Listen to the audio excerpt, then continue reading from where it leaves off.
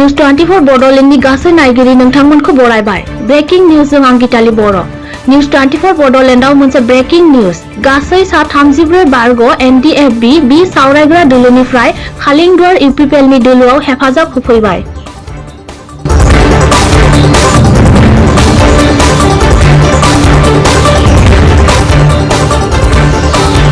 BTCनि राजखान्थिनि बारा बुबथिंदों। बुबथिंगासिनो माखासे राजखान्थि दोलोनि सोद्रोमा बर' माहारियारि आफादफोरनि सोद्रोमा बिथांमोनखौ नुनो मोनदों। BPF आरो UPPLनि राजखान्थिनि बारा गोगोमै बारदों BTCआव।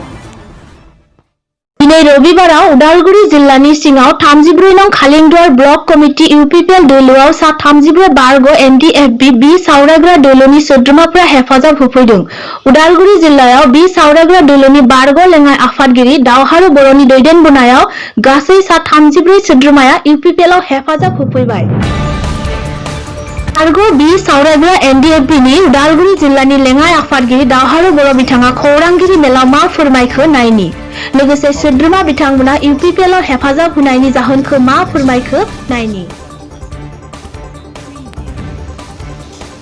जों उदालगुरि डिस्ट्रिक्टनि आन्दाराव थानाय 34 नम्बर खालिंदुवार समष्टिनि जोंनि XNDBS ग्रुपनिफ्राय जों दिनै गासै 34 केडार्सआ UPPLनि नीति आरो आदर्शखौ मोजां मोननानै जोङो दिनै साफ्रोमबो दले दबरे ओंखारनानै जोङो बे UPPL हान्जाखौ जोङो सापर्ट होबाय आरो UPPL हान्जाखौ जों जगदान खालामबाय। मानो होनना बुङोबा जोंनि XNDBSनि फिउचारनि माखासे रिहेबिलिटेसननि खोथा आरो लोगोसे जोंनि माखासे BTRनि इमप्लिमेन्टेसननि खामानिखौ UPPL हान्जायासो मावफुंनो हागोन होननानै जों बुजिगौ। बिनि थाखायनो जोङो मा खालामदों जोंनि बे XNDBS 34 नम्बर खालिंदुवार समष्टिनिफ्राय जों दिनै साफ्रोमबो दले दले फैनानै जों माने UPPL हान्जाखौ जों जगदान खालामबाय। दा खोथाया जाहैबाय माखासे बे BPF हान्जानि BPF पलिटिकेल पार्टिनि माखासे दुर्नीति माखासे गाज्रि माखासे कारापसनखौ नुनानै जों बे पार्टिजों जों थानो सानाखिसै। मानो होनबा बिथाङा दिनैसिम 17 बोसोर BTCखौ सालायबोबाय नाथाय जेबो डेभेलपमेन्टनि खामानि मावासै। जोंनि बर' समाजनि जोंनि हारिनि माखासे इयुन जेनेरेसननि जेबो मोनसे मोजां लामा दिन्थिनो हायाखिसै। मोनसेबो गोदान आसनि लाबोना होनो हायाखिसै। जायनि जाहोनाव जोङो गोसो गाबखांनानै इयुननि फिउचार जेनेरेसननि बर' समाजनि मोजां हाबा मावलांनो होननानै ओंखारबोबाय जोङो आरो बे खामानिखौ मावफुंनो थाखाय जों दिनैनिफ्राय जगदान होबाय। आरो जोंनि खालिंदुवार समष्टिल' नङा, जोंनि बे भेरगाव डिभिजनाव गासै 9 समष्टि दङ। बे 9 समष्टियावबो जोंनि मोनफ्रोमबो समष्टियाव जोंनि मानसिफ्रा दंजोबो आरो बे समष्टिनि साफ्रोमबो जोंनि XNDBS केडार्सफोरा UPPLखौनो सापर्ट होगोन होननानै जगदान होगासिनो दङ आरो होबायानो थागोन। दा बे हिसाबै जोंहा बे 9 समष्टि भेरगाव समष्टि खैराबारि समष्टि आरो लोगोसे दङ ननाय सेरफां समष्टि आरो लोगोसे दङ मोदैगुरि समष्टि आरो खालिंदुवार समष्टि।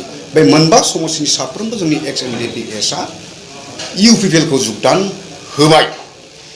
दा जियानो जा जों आसा खालामो जोंनि जिहेतु UPPLनि प्रेसिडेन्ट प्रमद बर' बिथाङा जोंनि बर' समाजनि मोजांखौनो मावगोन आरो बिथाङा दिनैसिम मावबोगासिनो दङ आरो जोंनि जिहेतु फेरेंगा सार GS बिथांनि आन्दाराव जों खामानिखौ मावगासिनो दङ आरो बिथाङा बिथोन होनाय बायदि जों आगबारिगासिनो दङ। आरो आं मा बुंनो रायजो राजाफ्रा गासैबो मिथिखायो जों मानो थाखाय सापर्ट होखो आरो जों मानो थाखाय ओंखारबोनो गोनां जाखो बे UPPL हान्जायाव। आं बेखिनि बुंनानै फोजोबनाय जाबाय। गोजोन्थों। जिहेतु जोङो through the government of Assam आरो भारत सरकारजों गोरोबनानै सावरायनानै जों जिहेतु सारेन्डार होखाजोब्बाय गासैबो।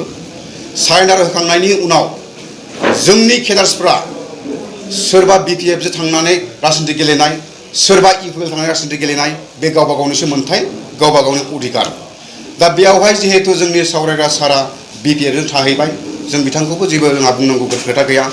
जोंनि जिहेतु GS फेरेंगा साराबो UPPL थाबाय बेयावहायबो जोंहा कोनो बुंनांगौनि मोन्थाय गैया अधिकार गैया। बयहाबो बेयावहाय इलेक्शन गेलेनायनि राजनिति खालामनायनि बे गणतान्त्रिक देशआव रिपाब्लिक भारतआव बयहाबो मोन्थाय दङ।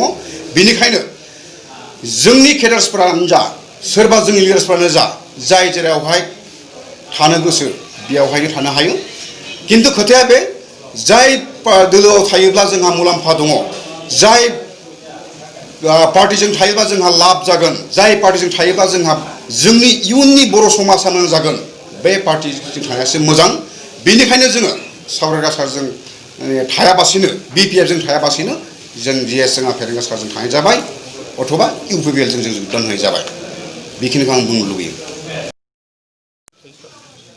दिनै जों उदालगुरि जिल्लानि सिङाव थानाय 34 कालिंदुवार समस्तिनिफ्राय गासै सा 34 एनडिबिएसनि केडार्सफोरा इउपिपिएलआव जइन जाफैबाय माखासे इउपिपिएलनि मोजां खामानि मावनाय आदर्श बायदिसिनाखौ नुनानै जोङो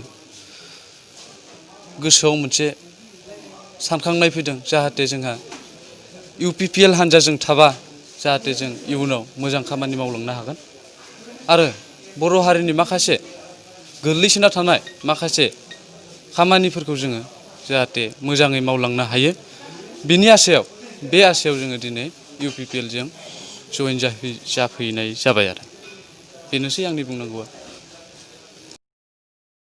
लोगोसे बिएलटिनि सोद्रोमा मावथि अनिल मुसाहारि बिथाङाबो इउपिपिएल दोलोआव हाबनानै दिनै कालिंदुवार समस्तिनि बिजाथि आरो ब्लक कमिटिनि बिबानगिरिफोरजों मोगा-मोगि जाहैयो बिथाङा खौरांगिरिनि सिगाङाव मा फोरमायखो नायनि दिनै गावनि केडार्सफोरखौ लानानै संबिजित एसनिफ्राय स्थायी बे कालिंदुवार समस्तियाव बिथाङा गावनि केडार्सफोरखौ लानानै गावनि इयुन फिउचारखौ नायनानै रिहेबिलिटेसननि खोथाखौ लानानै बेयाव इउपिपिएल हान्जायाव जयनिं जाफैनायखौ जों एक्स बिएलटि आफादनिफ्राय बिथांनिसिम रोजा रोजा साबायखर बेखिनियानो आंनि बुंनाय